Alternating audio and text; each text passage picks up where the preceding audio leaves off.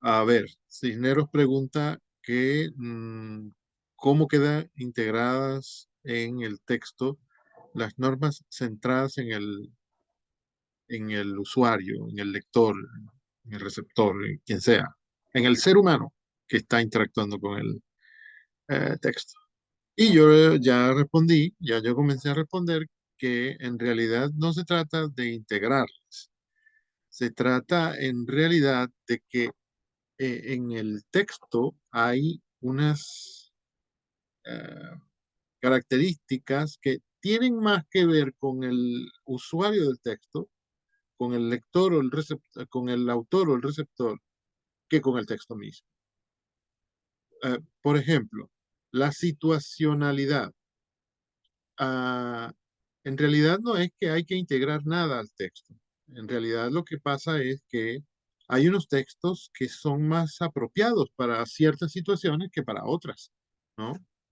Por ejemplo, hay, yo siempre pongo el ejemplo cuando estamos tratando el resumen. Un momento. Ah, yo siempre estamos haciendo resúmenes. Eh, que existe un texto sobre biología, por ejemplo, escrito por un doctor en biología. O sea, no es una persona simplemente que es licenciado ni que hizo un posgrado, sino que además hizo un doctorado.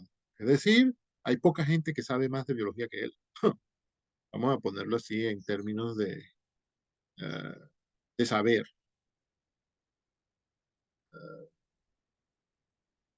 Entonces, este señor utilizará el lenguaje científico más sofisticado, ¿no? O puede ser que lo utilice, porque él cuando estaba escribiendo también tendría que tomar en cuenta quién lo va a leer.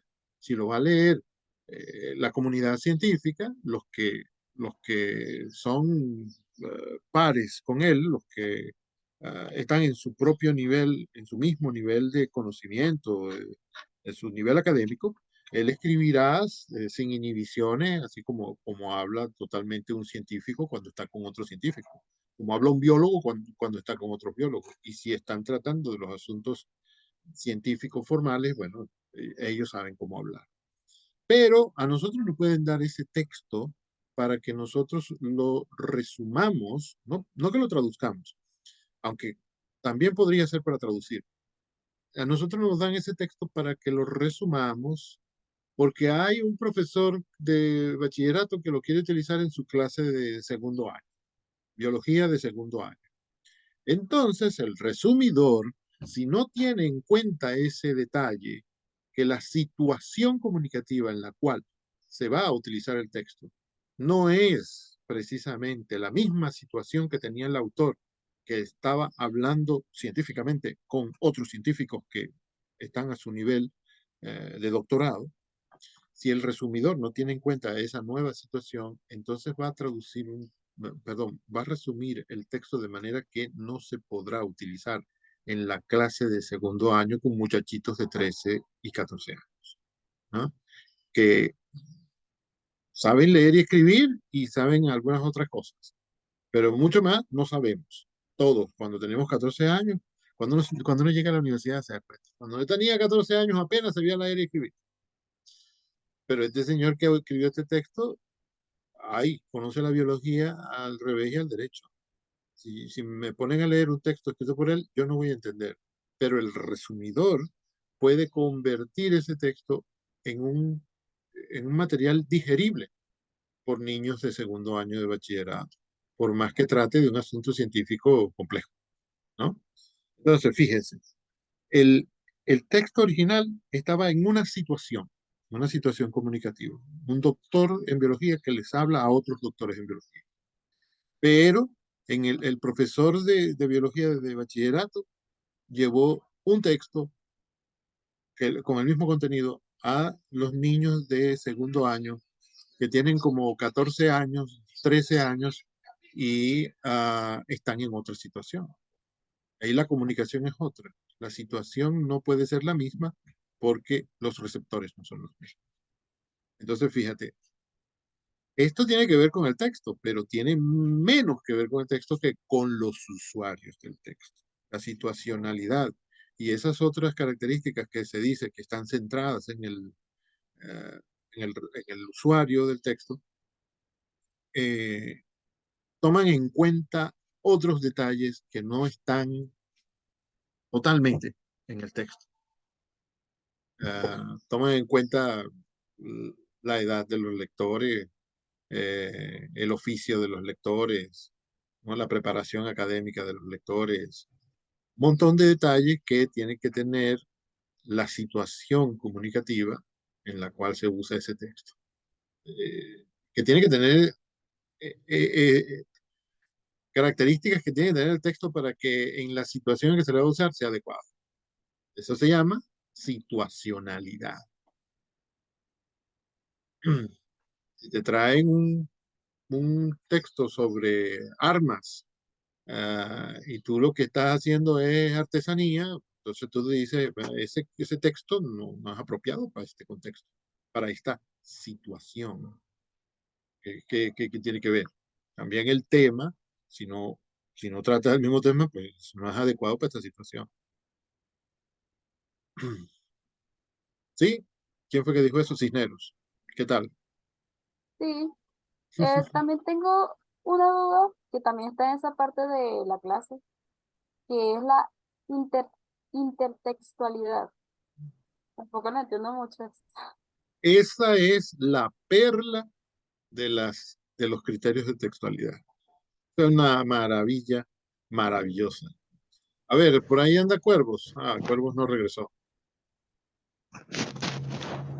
No, ahí está. Es que la intertextualidad es un rasgo que tienen los textos que los vinculan con otros textos. No se supone que haya textos que no tengan nada que ver con otros. Todos los textos tienen algún rasgo de algún otro texto. Hacen, por ejemplo, uno siempre menciona otros textos cuando está escribiendo un texto. ¿No?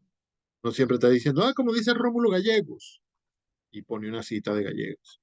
Ya con eso hay una intertextualidad.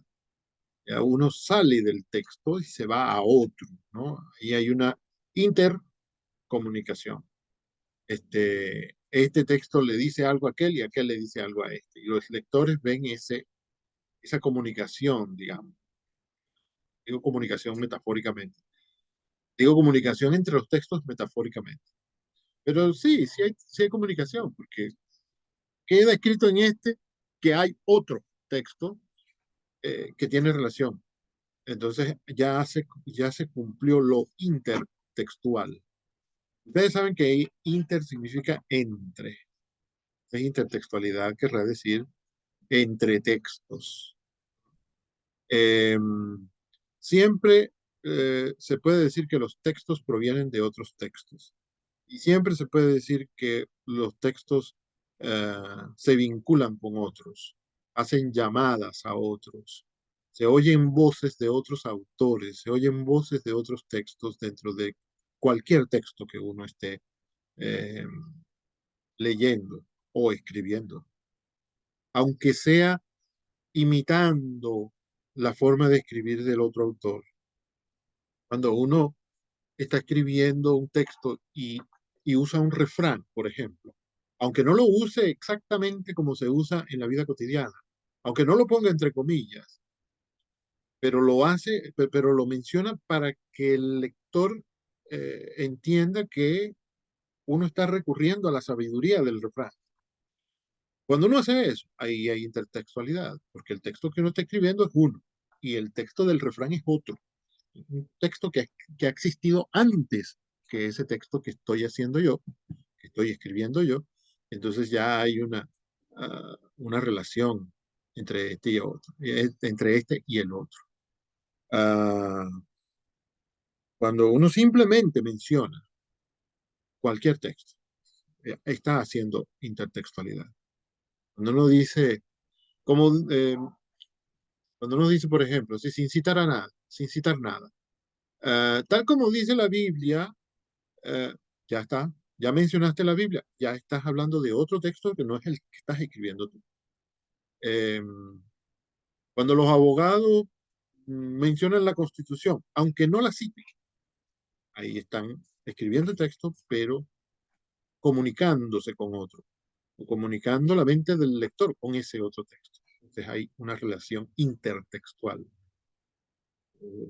Como si viene el presidente de un país a este, entonces ahí hay una conversación, una comunicación, una visita internacional. Entonces, en el texto sería una visita intertextual.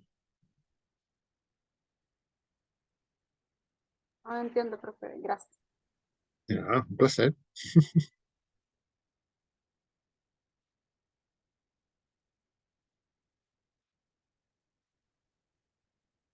Ah, se acabó la clase.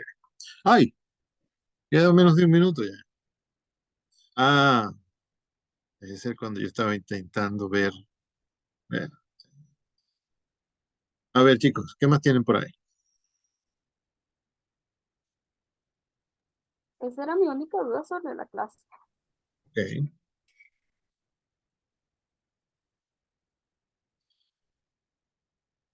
Cuando estaba con el problema con Zoom, pensé que más tarde por el foro les voy a mostrar unos ejemplos de esas características, de esos rasgos. El de la intertextualidad es una cosa que a mí me fascina, pero los otros también son interesantes. Miren, si se corta, como no están muy conversadores, lo voy a dar por terminado, ¿eh?